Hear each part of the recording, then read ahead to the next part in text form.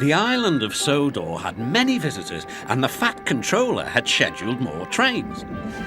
Gordon, the big engine, had to work harder than ever before. "Come on," he called to the coaches. "Come on, come on, come on. The passengers rely on me to be on time."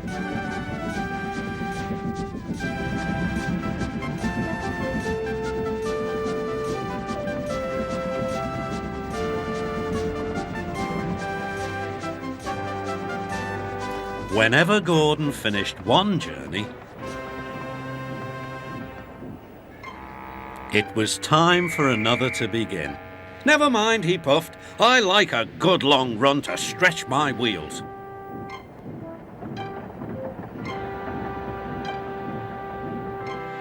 Even so, the Fat Controller decided that Gordon needed a rest. "James shall do your work." James was delighted. He liked to show off his smart red paint and was determined to be as fast as Gordon.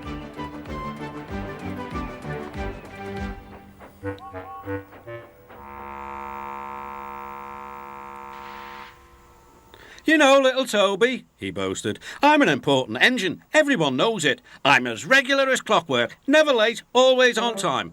"Says you," replied Toby. Just then the Fat Controller arrived.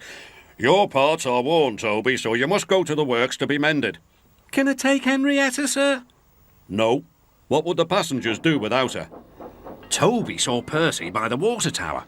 "Don't worry, Toby," said Percy. "I'll take care of Henrietta until you get back."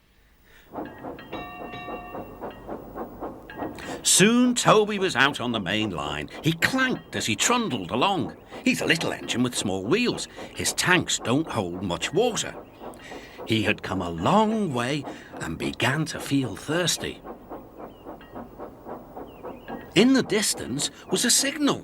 "Good," he thought. "There's a station ahead. I can have a nice drink and a rest until James has passed." Toby's driver thought so too. Toby was enjoying his drink when the signalman came up. He had never seen Toby before. Toby's driver tried to explain, but the new signalman wouldn't listen. "We must clear the line for James with the express. You'll have to get more water at the next station." Toby clanked sadly away.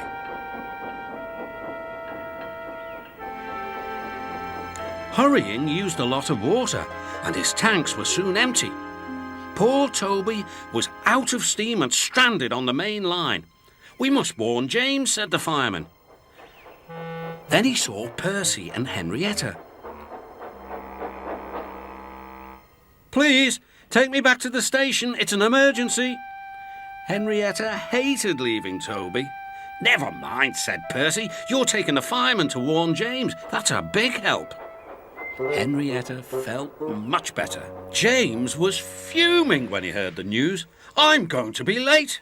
"My fault," said the signalman. "I didn't understand about Toby." "Now, James," said his driver, "you'll have to push Toby." "What, me? Me? Push Toby and pull my train too?" Grumbling dreadfully, James set off to find Toby.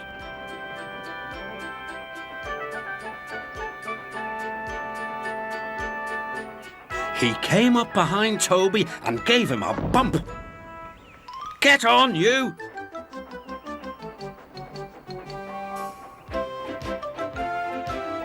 James had to work very hard.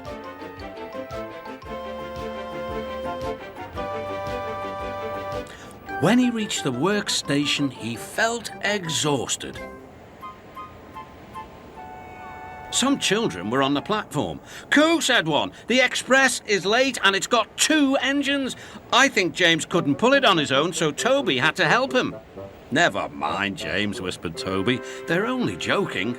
"Ha, ha," said James.